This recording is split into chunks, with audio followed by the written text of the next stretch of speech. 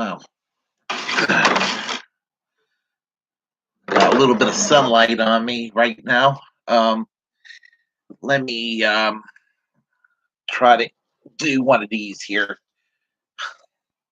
How's that? Well, should not make this about me. I got to talk about a problem here, and that is what I'm going to talk about here with this commentary.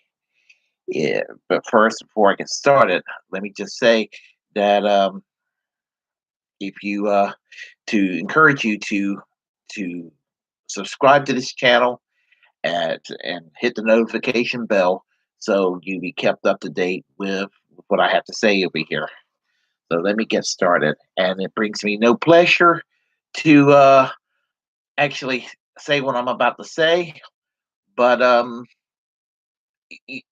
we'll call it tough love. That ought to be the alternative title of this commentary: Tough Love on AOC. And and so let me get started, and let's go back a half a decade ago. And it's hard to believe that it's now a half a decade ago. But in 2015, Bernie Sanders entered the presidential primary in the Democratic Party, an independent socialist, to challenge Hillary Clinton. It was the right thing to do.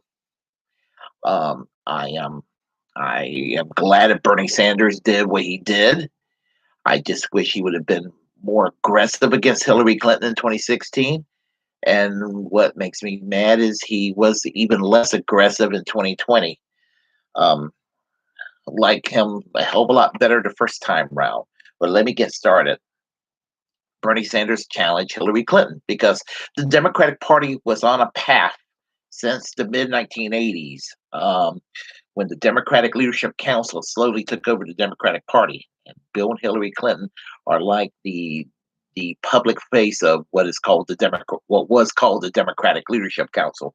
They essentially done to the Democratic Party what Tony Blair did to the Labour Party in the UK in the 1990s. Um, New Labour in Great Britain, or the Third Way, was basically a Thatcherization of the British Labour Party. Thankfully, the socialists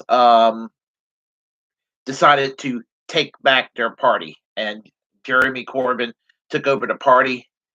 Although I'm not particularly fond of Keir Starmer in Great Britain, he's much better than Tony Blair. So, um, it's kind of like substituting Bernie Sanders and putting Elizabeth Warren, replacing Bernie Sanders as Elizabeth Warren. That's what Britain's Labour Party is like today. And Tony Blair was like a Bill and Hillary Clinton figurehead. Well, anyway, the DLC basically Reaganized the Democratic Party. They Bill Clinton basically went and offered us nothing but just a total rejection of New Deal liberalism, and so the party just moved further and further to the right during the 1990s, all the way up to the time of Barack Obama's presidency. And Barack Obama also continued doing what Bill Clinton did, that triangulation and going with the third way. Look at the healthcare plan, Obamacare, Heritage Foundation plan. Nothing was done to advance trade unions in this country under Obama. Oh, sure, he promised the Employee Free Choice Act, but then never talked about it once he got elected and was sworn in and started governing. And many of the Democrats in Congress, same thing. And when Democrats don't do real progressive things that makes a tangible, positive difference to working people, they go and vote Republicans back in. But they don't listen and they never learn. Well, Bernie Sanders was responsible for taking a term, socialism, and making it kind of mainstream in America again. Yeah, just like the European countries. There was a time where socialism was kind of mainstream. It wasn't exactly embrace, but there was a Socialist Party of America with Eugene Victor Debs and Norman Thomas, and Eugene Debs from 1900 to 1920, and Norman Thomas from 1928 to 1948, ran for president under the Socialist Party, and representing the Socialist Party and basically representing social democracy. And those two campaigns during all those years kind of encouraged Franklin Roosevelt to create the New Deal, which was basically socialism watered down. But anyway, but it got us out of the Great Depression, and I know what it's going to take for America to move forward, and it's going to take socialism, democratic socialism. Some call it social democracy. I think I conflate the two together. Other people tell me I'm full of crap. But anyway, let me go on. He influenced the movement. 2018 happened. Well, actually, 2016, with the election of Donald Trump, it was not just terrible for liberalism across the board, whether you're a corporate Democrat or whether you're a Bernie Sanders supporter or the left or what have you. It was a terrible time with Republicans in super control of both houses of Congress and in charge of the country, and a demagogue, fake populist like Donald Trump coming in. Um, actually, actually, just you know, exploiting people's fears and with scapegoating and all of that. Well, there was scapegoating on the Democratic Party side because people blame Bernie Sanders for losing the election for Hillary Clinton, which is absolute nonsense. Hillary Clinton lost the election, not Bernie Sanders. He did not lose it for her. So I want to get that clear. Well, anyway, 2018, the midterms came along, and just as Democrats were aggressively launching various candidates across the country to primary a lot of these corporate Democrats. And Justice Democrats was created mostly by Cenk Uygur of the Young Turks and Kyle Kulinski, the host of the Kyle Kulinski Show, Secular Talk Radio, which is affiliated with the Young Turks. They created Justice Democrats with the sole purpose of primarying against corporate Democrats, putting actual progressives in there with the purpose to go and to do, in Kyle Kulinski's words, a hostile takeover of the Democratic Party. And in my words, to transform the Democratic Party from America's second conservative party, which that's what it is. It's a conservative party. It's just more sane than the right-wing Republicans. But Democrats are conservative in many ways, with a very small minority left-wing faction. You wanted to take the Democratic Party and transform it into a social democratic party along the lines of political parties like the New Democratic Party of Canada, the British Labour Party, the Swedish Social Democrats, the French Socialist Party. You get the idea. So basically, that was the plan for Justice Democrats, and they ended up. I don't know how many Democrats, left wing Democrats, were on the slate for the 2018 election, but 4 won in that election in 2018, and that was Rashida Tlaib of Michigan, Ilhan Omar of Minnesota, Ayanna Pressley of Massachusetts, and we all know her, Alexandria Ocasio Cortez of New York, in the Bronx area. And AOC rose to national prominence, and that was the year the Democrats they were able to retake the House. There was a blue wave that November. Now, I personally don't care about all the corporate Democrats that got themselves reelected and everything. Could care less about them. But I was delighted to see these 4 ladies get elected to Congress. And I'm just like, wow, we're going to go and actually do this. And so AOC, she took down a powerful Democrat by the name of Joe Crowley, who was, I believe, third in line to Nancy Pelosi. That's how powerful this man was. And he just was so out of touch with the constituents. And just as Democrats basically encouraged AOC to run.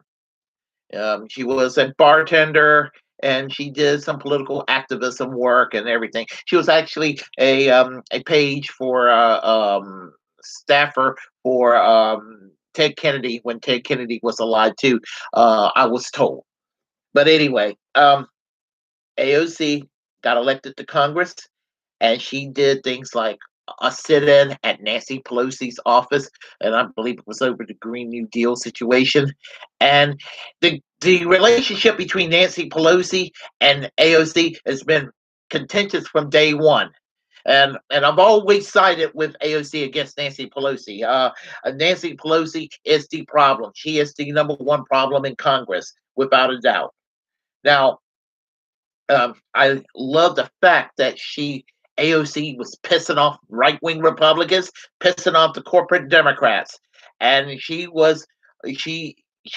has a very kind of a very attractive personality, and I'm not objectifying saying this. I mean, she is her personality, her demeanor is every bit as attractive as she is physically. I do think she's one of the most attractive members of Congress, and I'm not trying to objectify. My eyes don't lie. She's beautiful. But anyway, let me get back to what I was saying here. So it was AOC versus Nancy Pelosi versus the corporate Democrats, AOC versus the Republicans, and it was just and the more that the right wing attacked her, the more she seemed to be well liked by the people, and her ideas are good. She supports Medicare for all, the Green New Deal.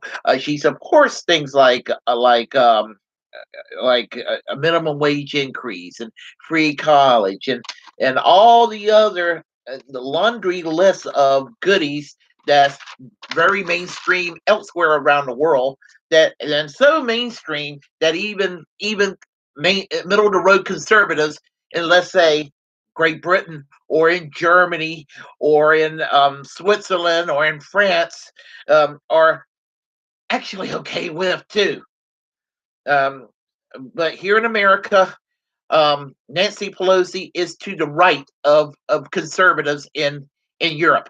That's our flawed Overton window here in the United States. Well, fast forward to the 2020 election and its aftermath. The online left, and I am just a nobody as part of the online left, but I am still part of the online left. So I come up here to go and give you my take on political issues. I've been doing this for the past year, and I kind of enjoy doing this. It's a stress reliever. But anyway, enough about me. But I do listen to people like Kyle Kulinski. Kyle Kulinski is probably the one I listen to the most. I listen to Jimmy Dore. I listen to all the other folks out there too. TYT not so much, and I'll go into that shortly. Jimmy Dore came up with the idea of forcing the vote. With the reduced Democratic majority in the U.S. House as a result of this 2020 election, the left wing were at a position of where they had leverage to pressure Nancy Pelosi with this pandemic to go and pressure Nancy Pelosi into allowing an up and down vote in the U.S. House for Medicare for all, and to put everybody on record. And it became controversial because Jimmy Dore has kind of an abrasive personality. I get that. But in spite of Jimmy Dore's abrasive personality, Sam Cedar, who likes to spend a portion of his program each week dumping on Jimmy Dore, he decided this time maybe Jimmy Dore's got a good idea with his forced vote.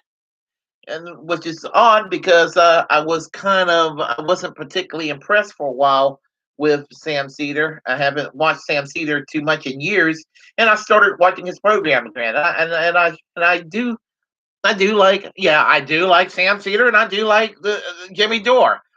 People like me do exist. Okay.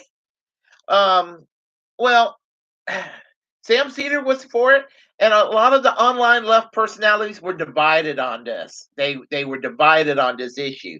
And since Jimmy Dore's program parted ways with TYT, I kind of think it was kind of a little bit of bad blood between Jimmy Dore and TYT. And to me, Jimmy Dore represents the real TYT, not the Shank Uger and Anna Kasparian of today. I don't hate them or anything like that. I much rather listen to TYT than to listen to CNN or MSNBC. But damn it, TYT is bordering on becoming MSNBC light sometimes, gone downhill. The only good thing I can say about TYT these days is the Kyle Kulinski show. Um, but as I said, Jimmy Dore was the real TYT, not Shank Ugert and Anna Kasparian in the year 2021. Um, but anyway, Jimmy Dore can be a bit abrasive. I understand that he can be a bit abrasive, and as mad as I am, I'm going to give you a spoiler alert on this. I am kind of mad at AOC this morning, today. I am kind of mad at her. But here's the thing: even though I am a little irritated with AOC, I do think it was wrong for Jimmy Dore to go and say "fuck you" to her several months ago on his program. That was out of place. I don't have a problem with Jimmy Dore criticizing and harshly criticizing Bernie Sanders and AOC when they go and foul up. But the vitriol that he used against AOC and Bernie Sanders is a little over the top, especially with Bernie Sanders, who's been fighting the good fight all his life, and these two presidential campaigns took a toll on him. And frankly, I'm a little disappointed with Bernie Sanders lately too. But I do have enough empathy because Bernie Sanders has been an inspiration to me. I mean, I will not take down this campaign yard sign. I will not, because Bernie Sanders has been a big inspiration, and to me, Bernie Sanders continues the tradition of Eugene Victor Debs, Norman Thomas. He continues that tradition. And so I stand with Bernie, but doesn't mean that Bernie Sanders and AOC should be shielded from complete criticism. So, and that's what I like about the Kyle Kulinski show, because Kyle Kulinski basically struck that right balance between Jimmy Dore being overly critical, like aggressively critical and hatefully critical against Bernie Sanders and AOC, whereas Shank Ugert and Anna Kasparian just make excuses for Bernie Sanders and make excuses for Elizabeth Warren and make excuses for actually the broader Democratic Party itself. That's how bad the Young Turks has gotten. Well, Kyle Kulinski struck the right balance, because Kyle Kulinski has tried to do what he could to have as much understanding about AOC's situation while wanting her to do the right thing too. But I think that he was starting to lose patience with this forced to vote. Like, what the hell's wrong with you? Go ahead and do this, because this is what we put the squad in there for. And the squad is a little bit larger now than it was 2 years ago, several months ago, even. So we put the squad in there. The left put the squad in there. There are representatives. They're there to go and to fight like hell for our interests. And that's to fight for a strong labor movement. That is to fight for Medicare for all, to fight for these common sense social democratic ideas that even conservatives and other advanced democracies do not mind. Again, do I need to reiterate how sad is it that Nancy Pelosi was to the right of Theresa May of Great Britain, the previous prime minister, and then now today, Joe Biden is to the right of Boris Johnson, a far right figure within British politics when it comes to health care for all. This is where we're at here in the United States today. It is sad and frustrating. I mean, I'm 52 years old, and it's frustrating seeing this shit over and over. How the mainstream of the Democratic Party just shift over to the right, and then the left are somehow, when the left tries to go and usurp itself, they get neutered along the way, and it's really really frustrating. But let me go on. Nancy Pelosi's House seat, her speakership seat, could have been kept hostage, and you could have made her sweat and made her sweat. And yeah, you know what? Nancy Pelosi and the corporate Democrats, they hate the squad. They hate Bernie Sanders. They hate the left. They want the Democratic Party to go back to the year 1992 with Bill Clinton and keep the party as a mediocre center right party that Bill Clinton molded it to be. That's what they want. They hate this conversation. The Republicans hate this conversation too about socialism. They hate to talk about the UBI and everything. And corporate Democrats and the Republican Party and the mainstream media hates it. And this is why I am glad that they're being forced to have this conversation shoved in their faces. But you know what? That kind of performative art of shoving it in their faces is no good if the squad's going to buckle under pressure. It hurts me to say this because I mean, as I said, I mean, I like AOC. I like AOC. I mean, I just, I mean, I am endeared when I see AOC, and and she makes her fiery speeches and all of that. But you know what? You got to not just talk the talk, you got to walk the walk. I mean, now some people can say, "Well, isn't that what you're doing?" No, I'm just an asshole with an opinion. I'm an asshole with opinions that they're correct, but I'm a working man. There's just so much I can do, you know. So I'm just this is my small way of advancing social democracy. But they went and punished AOC. Her committee assignments were taken away from her. And with the Capitol insurrection, I get it. I would have been fearful too. But here's the thing: you can be fearful all you want about those ruffians and those redneck assholes that stormed the U.S. Capitol. And you can be there. You have good reason to be fearful of it. But you know what? Um, it was it was a botched up effort, and I don't think there's going anything like that's going to happen again anytime soon. Um, and yeah, AOC, I understand. Ted Cruz is an asshole. He's a slimy politician. I join you as far as your dislike of Ted Cruz. But here's the thing about Ted Cruz. There are other important issues than to sit there and to virtue signal in front of a left wing audience of how you're going to go and own Ted Cruz in your speeches.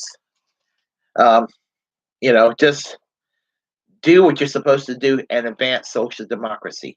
But here's the thing: in Democratic Left, the magazine, there was a recent interview. She's critiquing too many people on the left, complaining that Biden and the Democrats are not going far enough, and calling it a privileged position to have. What's privilege about people dying from COVID and people getting upset over this? What's privileged about when you have people like uh, Kirsten Sinema, who had a left wing beginnings, and then she get elected as a Democrat and was supposed to be one of the more progressive Democrats, and then she goes on the $15 minimum wage vote in the U.S. Senate, pats Mitch McConnell. Mitch McConnell. My impression of Mitch McConnell. Oh, I'm Mitch McConnell. I'm an asshole. You know, she goes and pat him on the back affectionately, like that's an old friend of hers. In her little expensive hipster outfit that's way too expensive for her, and she goes around doing this little curtsy dance and go vote against the minimum wage. I mean, and I hope that she get punished by being primaried in the next few years. And Joe Manchin, don't even get me started.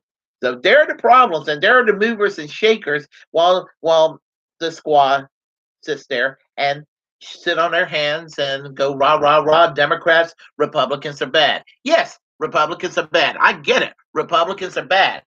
I have known Republicans are bad all my life politically, and I don't mean my next door neighbor Republicans. I do not mean my I do not mean people that I just the people in your communities, your neighbors, your co-workers, people like that.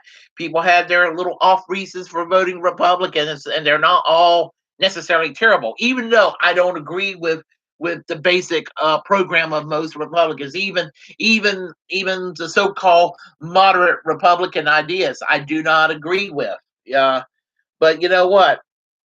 Um, the Democrats are just as bad and as garbage as the Republicans. And I'm talking about most elected Democrats, just like most elected Republicans.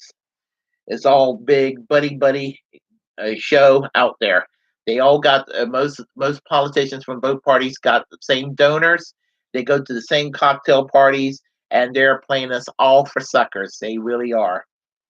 Well, recently, with the Democratic Campaign Congressional Committee, they have an acrimonious relationship with AOC, and so she wanted to be a team player, so she decided to go and raise some money and to give to establishment Democrats, whereby they return it back to her because to them she's toxic. So she's alienated her left wing and she alienated the centrists. So she's in a limbo right now. And AOC, there's a quick, easy way to get out of that limbo, and that is to go and look at the corporate Democrats and look at Nancy Pelosi, and you look at Nancy Pelosi and you think to yourself that might as well be Marjorie Taylor Greene, and you go and you treat her as an adversary the way you would treat a Marjorie Taylor Greene. You treat Chuck Schumer in a way that you would treat Mitch McConnell. That's how bad these predators are. This cancer called corporate Democrats. They are a cancer, and you need to go and basically the red blood cells. The corporate Democrats are the red blood cells, and the white blood cells are are supposed to be the squad to fight off that cancer, and that's what needs to be done. Remove the cancer. What Kyle Kulinski called a hostile takeover of the Democratic Party. And Kyle Kulinski, I was listening to his program yesterday, and he finally couldn't take it anymore. And he turned on her. He turned on her and everything. And I know it pained him to do this because he's close with AOC. He was a mover and shaker in getting her political career where she's at right now. And this looks back on Kyle Kulinski. It shouldn't, because Kyle Kulinski wants to do what's right. And of all the commentators I listen to, I agree with Kyle Kulinski politically the most.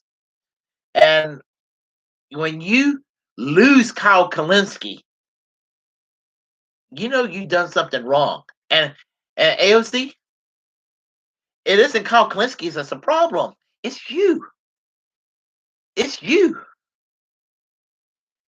I mean, I know that in a way, I know that you're in a situation where you have to go and try to meet people halfway at times.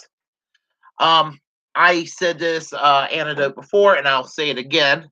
Um, Billy Bragg, the singer, in the late '80s, was working with coal miners in West Virginia, and they were asking him about politics in the UK, and politics here in comparison. And he said, well, in America, the Democrats, this is in the 1980s before Tony Blair entered the picture. Um, he said, in America, you don't need anything to the center of the Democrats and Republicans because that's just perpetuating the problem you have. But in Great Britain, we have the Labour Party, and the Labour Party was always there to stand for workers and to protect our health and protect our unions and protect our democratic rights. And sometimes they'll let us down, but they're always there for us. Whereas the Democrats are problematic here, and I'm paraphrasing, you need a third party. Well, those words were true of Billy Bragg back then. It's still true today. And I see no other alternative than for the left to say, I know we got a two-party barrier, but we need to do what's been done across the world. We need a Labor Party at the end of the day. We need an independent Labor Party right now, because what's going on with the Democrats and trying to reform the Democrats ain't working. I'm 52 years old. You heard me say that before. And it's not working what's been going on. And I've seen this script over and over again with Democratic presidents. With Bill Clinton, I seen what he did the first time around, and I knew what we were going to get with Obama. I just knew he was going to repeat what Bill Clinton did, and I knew what we were going to get with Joe Biden doing the same thing. Rinse and repeat. Play toward the center, lose the midterms, and then blame the left when the left were not the ones involved in the decision making, and it was the corporatists. That's what's going to happen. And mark my words, Republicans may look like they're bumbling full of incompetence right now, but never underestimate their ability to make a comeback, because they're likely to, especially when we're sitting there giving nothing to the people and telling them just be grateful we're less shitty than the Republicans. That doesn't cut it for me. Anyway, if you like what you heard, press like and comment. If you disagree, comment anyway. We'll have a conversation. Feel free to share the content on this channel. As a First Amendment absolutist, it's my duty to inform you to create a platform and to utilize it, because we're the muckrakers of our time. Feel free also to hit that subscribe button and that notification bell so you're kept up to date with what I have to say. And until next time, peace. I am American Social Democracy.